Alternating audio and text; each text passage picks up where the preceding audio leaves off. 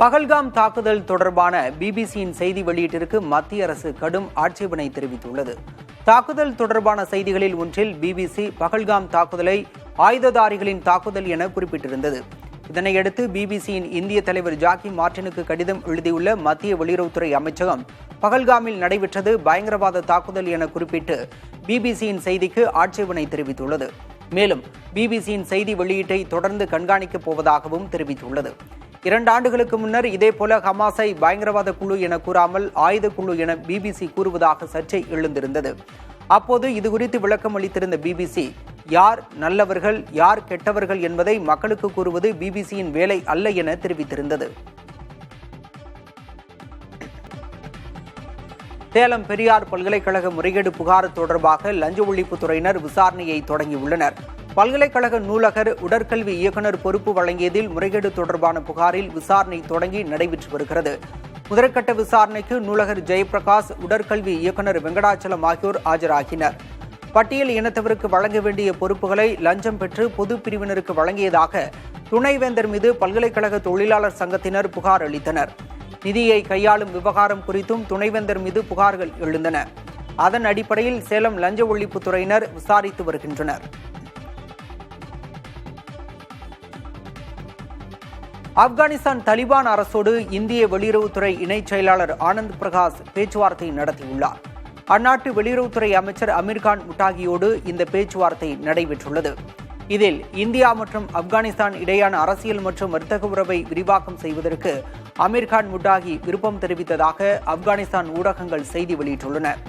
பகல்காமில் பயங்கரவாத தாக்குதல் நடைபெற்றுள்ள நிலையில் இந்திய அரசு தலிபான்களோடு பேச்சுவார்த்தை நடத்தியிருப்பது முக்கியத்துவம் வாய்ந்ததாக கருதப்படுகிறது.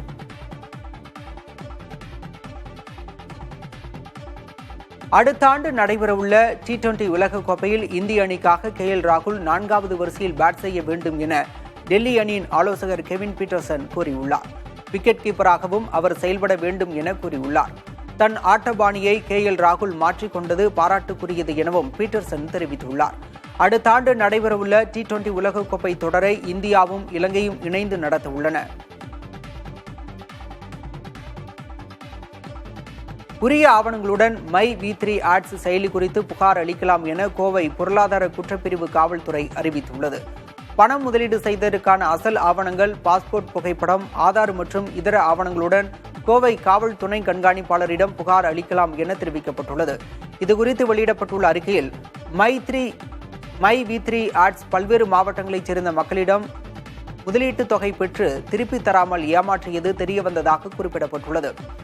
இதுகுறித்து குற்ற வழக்கு பதியப்பட்ட நிலையில் விசாரணை நடைபெற்று வருவதாகவும் தமிழகம் முழுவதும் அனைத்து மாவட்டங்களைச் சேர்ந்தவர்களும் ஏமாற்றப்பட்டதாகவும் தெரிவிக்கப்பட்டுள்ளது. இந்தியாவில் உள்ள இளைஞர்கள் தொழில் செய்யவே விரும்புகிறார்கள் என ரிசர்வ் வங்கியின் ஆளுநர் சஞ்சய் மல்ஹோத்ரா தெரிவித்துள்ளார். வாஷிங்டன் டிசியில் நடைபெற்ற அமெரிக்கா இந்தியா இடையான பொருளாதார மன்றத்தில் பேசிய ரிசர்வ் வங்கி ஆளுநர் தான் கல்லூரி படிப்பை முடித்த காலத்தில் இளைஞர்கள் MNC நிறுவனங்களில் பணிபுரியவே விரும்பினார்கள் என கூறினார். ஆனால் இந்தியாவில் தற்போது ஏராளமான இளைஞர்கள் பொறியியல் மற்றும் நிர்வாக படிப்புகளை படித்துள்ளனர். ஆனால் பலரும் தொழில் செய்யவே விரும்புவதாக சஞ்சய் மல்ஹோத்ரா தெரிவித்துள்ளார். மேலும் வேலைவாய்ப்புகளை தேடும் இடமாக இல்லாமல் உருவாக்கும் இடமாக இந்தியா மாறி வருவதாகவும் அவர் கூறியுள்ளார்.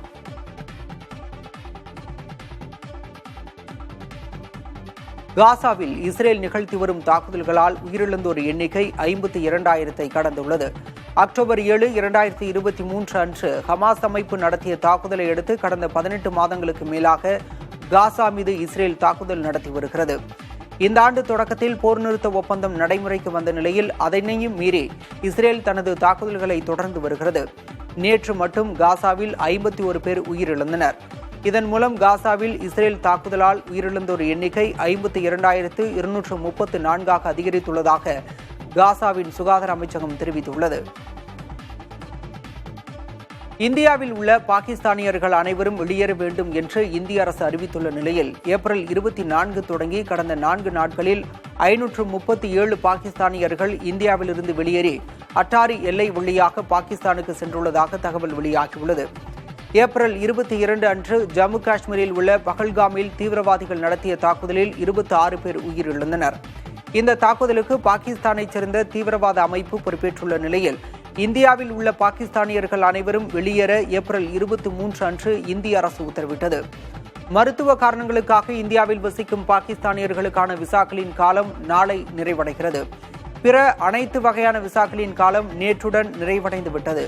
இதே காலகட்டத்தில் பாகிஸ்தானில் வசிக்கும் 850 இந்தியர்கள் இந்தியாவுக்கு திரும்பியுள்ளனர். ரிலையன்ஸ் இண்டஸ்ட்ரீஸ் நிறுவன பங்குகள் இன்று 4% வரை ஏற்றம் கண்டுள்ளது. அந்த நிறுவனம் வெளியிட்டுள்ள அறிக்கையில் தெரியவந்துள்ளது. 4வது காலாண்டு நிதிநிலை அறிக்கையை வெளியிட்டுள்ள ரிலையன்ஸ் இண்டஸ்ட்ரீஸ் நிறுவனம் அதன் வருவாய் 8.8% உயர்ந்து 2,88,000 கோடி ரூபாயாக அதிகரித்துள்ளதாக தெரிவித்துள்ளது. எனர்ஜி வர்த்தகத்தில் கால் பதித்துள்ளது. ஜியோவின் பொதுப்பங்கு வெளியீடு, சில்லறை வர்த்தகம் போன்றவைகளால் சீரான வளர்ச்சி தென்படுவதாக ஆய்வு நிறுவனங்கள் தெரிவித்துள்ளன. உலக வங்கியில் சிரியா பெற்றுள்ள கடனை தாங்கள் திருப்பி செலுத்துவதாக சவுதி அரேபியா மற்றும் கத்தார் நாடுகள் அறிவித்துள்ளன. சுமார் 15 மில்லியன் அமெரிக்க டாலர் கடனை தாங்கள் திருப்பி செலுத்த உள்ளதாகவும், இது 14 ஆண்டுகளாக நிறுத்தப்பட்டுள்ள உலக வங்கியின் உதவியை சிரியா மீண்டும் பெற வழிவகுக்கும் எனவும் சவுதி மற்றும் கத்தாரின் நிதி அமைச்சர்கள் கூட்டறிக்கையில் தெரிவித்துள்ளனர். சிரியாவில் பஷர் அல் அசாத்தின் அரசாங்கம் வீழ்வதற்கு சவுதி அரேபியா மற்றும் கத்தார் முக்கிய காரணமாக இருந்தது குறிப்பிடத்தக்கது. பெரம்பலூர் மாவட்டம் கிழுமத்தூர் கிராமத்தில் ஏரி மதகு சேதமடைந்து வயலுக்குள் நீர் புகுந்ததால் நெல் அறுவடை செய்ய முடியாமல் விவசாயிகள் தவித்து வருகின்றனர். பொதுப்பணித்துறை அதிகாரிகளிடம் பலமுறை தெரிவித்தும் பழுதான மதகை சரி செய்ய நடவடிக்கை எடுக்கவில்லை என விவசாயிகள் வேதனை தெரிவித்தனர். நாடு முழுவதும் அனைத்து தேர்தல்களையும் ஒரே நேரத்தில் நடத்துவது குறித்து திரைப்பட பிரபலங்களின் கருத்தை கேட்கப் போவதாக இது தொடர்பான நாடாளுமன்ற கூட்டுக்குழு தெரிவித்துள்ளது. நாடு முழுவதும் உள்ள அனைத்து சட்டமன்றங்களின் தேர்தல்களையும் மக்களவைத் தேர்தலுடன் சேர்த்து ஒரே நேரத்தில் நடத்துவதற்கான ஒரே நாடு ஒரே தேர்தல் மசோதாவை மத்திய அரசு கடந்த ஆண்டு நாடாளுமன்றத்தில் தாக்கல் செய்தது. எதிர்க்கட்சிகள் இந்த சட்டத்துக்கு எதிர்ப்பு தெரிவித்ததால் இந்த விவகாரம் நாடாளுமன்ற கூட்டுக்குழு ஆய்வுக்கு அனுப்பப்பட்டது. இக்குழுவுக்கு பாஜகவின் எம்பி பி சௌத்ரி தலைமை தாங்குகிறார். இந்நிலையில் ஒரே நாடு ஒரே தேர்தல் சட்டத்தை ஆராய்வதற்கான நாடாளுமன்ற கூட்டுக்குழு உறுப்பினர்கள் பல்வேறு தரப்பினரை சந்தித்து அவர்களின் கருத்துக்களை சேகரிக்கின்றனர். முன்னதாக முன்னாள் இந்நாள் நீதிபதிகள் முக்கிய வழக்கறிஞர்களை சந்தித்துள்ளனர். அடுத்ததாக பாலிவுட் மற்றும் பிராந்திய திரைப்படத் துறைகளைச் சேர்ந்த பிரபலங்களையும் சந்தித்து ஒரே நாடு ஒரே தேர்தல் குறித்து அவர்களின் கருத்துக்களை பெற திட்டமிட்டுள்ளனர். சமாஜ்வாதி கட்சி மாநிலங்களவை உறுப்பினரின் வாகனத்தின் மீது கர்னி சேனா அமைப்பு தாக்குதல் நடத்தியது உத்தரப்பிரதேச அரசியலில் பரபரப்பை ஏற்படுத்தியுள்ளது. சமாஜ்வாதி கட்சியைச் சேர்ந்த மாநிலங்களவை உறுப்பினர் ராம்ஜி லால் சுமன் 16ஆம் நூற்றாண்டைச் சேர்ந்த ராஜபுத்திர அரசர் ராணா சங்காவை துரோகி என்று கூறியது பெரும் சர்ச்சையானது. இதற்காக சுமன் மன்னிப்பு கேட்க வேண்டும் என்ற கர்னி சேனா உள்ளிட்ட ராஜபுத்திர அமைப்புகள் வலியுறுத்தி வந்தன. கடந்த மாதம் அவரது வீட்டில் கர்னி சேனா அமைப்பினர் தாக்குதல் நடத்தினர். அதற்கு பிறகும் சுமன் மன்னிப்பு கேட்க மறுத்தார். இந்நிலையில் நேற்று அலிகர் மாவட்டத்தில் சுமனின் வாகன அணிவகுப்பு பாதையில் காத்திருந்த கர்னி சேனா உறுப்பினர்கள் சுமன் பயணித்த காரை நோக்கி டயர்களை வீசினர். இதனால் சுமனின் வாகன அணிவகுப்பில் இருந்த கார் இன்னொரு வாகனத்தின் மீது மோதியது. இந்த தாக்குதல் தொடர்பாக வழக்கு பதிவு செய்யப்பட்டிருக்கும் நிலையில் காவலர்கள் 2 பணியிடை நீக்கம் செய்யப்பட்டுள்ளனர். இது கொலைவெறி தாக்குதல் என்று சமாஜ்வாதி கட்சியின் தலைவர் அகிலேஷ் யாதவ் கூறியுள்ளார். வன்முறையை கட்டுப்படுத்த தவறியதற்காக உத்தரப்பிரதேச பாஜக அரசை விமர்சித்திருக்கிறார். மதுரை மாவட்டம் மேலூர் அருகே அரியூர்பட்டியில் பாரம்பரிய மீன்பிடி திருவிழா வெகு விமரிசையாக நடைபெற்றது. திண்டுக்கல், திருச்சி, புதுக்கோட்டை உள்ளிட்ட பல்வேறு மாவட்டங்கள் மற்றும் சுற்றுவட்டார கிராமங்களைச் சேர்ந்த ஆயிரக்கணக்கான மக்கள் நள்ளிரவு முதலே குவிந்தனர். கிராம பெரியவர்கள் அனுமதி அளித்ததும் கச்சா, ஊத்தா, கூடை போன்ற பாரம்பரிய உபகரணங்களுடன் கண்மாயில் இறங்கி போட்டி போட்டுக்கொண்டு மீன்களை பிடித்து மகிழ்ந்தனர். சிறியவர் முதல் பெரியவர் வரை அனைவரும் சமமாக கலந்து கொண்ட இந்த திருவிழாவில் நல்ல மழை பெய்து விவசாயம் செழிக்கும் என்பது அந்த பகுதி மக்களின் நம்பிக்கையாக உள்ளது.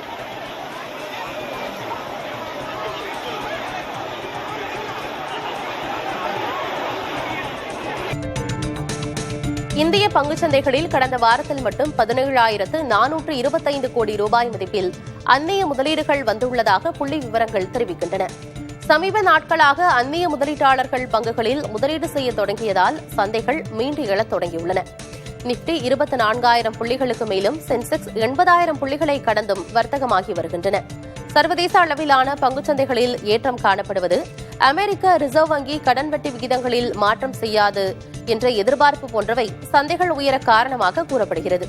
அந்நிய முதலீட்டாளர்கள் ஏப்ரலில் முதலீடுகளை தொடங்கியிருந்தாலும் 2025ஆம் ஆண்டு தொடங்கியதிலிருந்து பார்க்கும் பொழுது 1,22,000 கோடி ரூபாய் மதிப்பீட்டில் பங்குகளை விற்றிருப்பது கவனம் பெறுகிறது.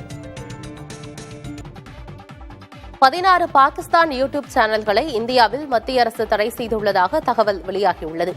குறிப்பாக பாகிஸ்தான் நாட்டு ஊடகங்களான டான், ஜியோ நியூஸ் உள்ளிட்டவற்றின் யூடியூப் சேனல்களுக்கும் தடை விதிக்கப்பட்டுள்ளதாக தெரிகிறது. பஹல்காம் பயங்கரவாத தாக்குதல் விவகாரத்தில் இந்தியா குறித்தும் இந்திய ராணுவம் குறித்தும் தவறான மற்றும் வகுப்புவாத செய்திகளை பரப்பியதற்காக இந்த தடை விதிக்கப்பட்டுள்ளதாக தகவல்கள் தெரிவிக்கின்றன.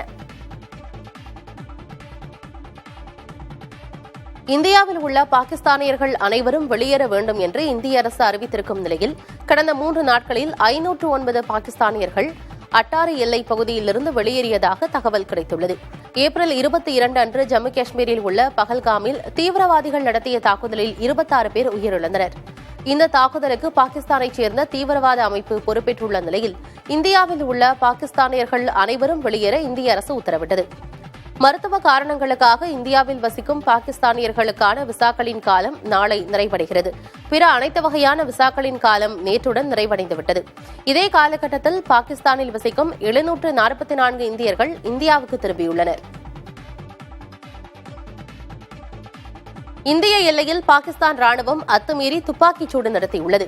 பூஞ்ச், குப்வாரா பகுதிகளில் எல்லை கட்டுப்பாட்டு கோடு அருகே பாகிஸ்தான் தாக்குதல் நடத்தியதாகவும் இந்திய ராணுவம் அதற்கு தக்க பதிலடி கொடுத்ததாகவும் பாதுகாப்புத்துறை செய்தி தொடர்பாளர் கூறியுள்ளார்.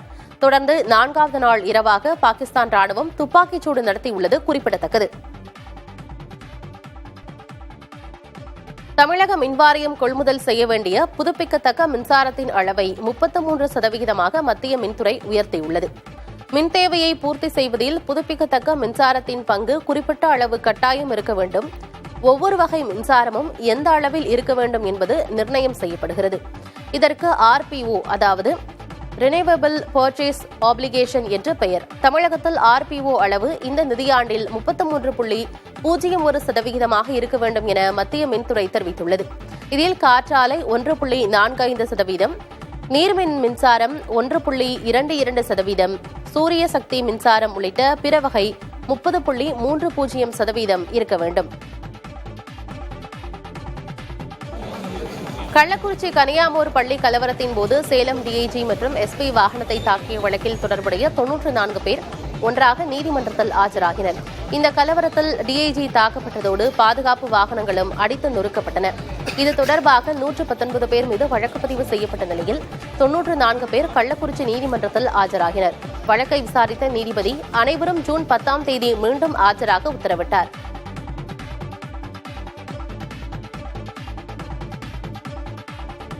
அமைச்சர் பதவியிலிருந்து விடுவிக்கப்பட்ட செந்தில் பாலாஜி மற்றும் பொன்முடி ஆகியோரின் இருக்கைகள் சட்டமன்றத்தில் மாற்றியமைக்கப்பட்டன. முதல் வரிசையில் அமர்ந்திருந்த பொன்முடி தற்போது 3வது வரிசைக்கு மாற்றப்பட்டுள்ளார். 2வது வரிசையில் இருந்த செந்தில் பாலாஜியும் 3வது வரிசைக்கு மாற்றப்பட்டுள்ளார்.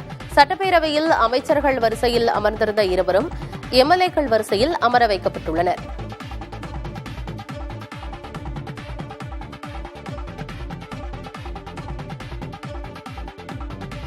ஈரோடு மாவட்டம் திம்பம் மலைப்பாதையில் சிறுத்தை நடமாட்டம் இருப்பதால் வனப்பகுதி சாலையில் வாகனங்களை நிறுத்த வேண்டாம் என வனத்துறை எச்சரிக்கை விடுத்துள்ளது. பண்ணாரியம்மன் கோயில் அருகே 6வது கொண்டை ஊசி வளைவு பகுதியில் சிறுத்தை படுத்திருந்ததை அவ்வழியே காரில் சென்றவர்கள் படம் பிடித்துள்ளனர். கார் வெளிச்சம் பட்டதும் சிறுத்தை எழுந்து வனப்பகுதிக்குள் சென்றது. இந்த வீடியோ சமூக வலைதளங்களில் வைரலாக பரவி வருகிறது.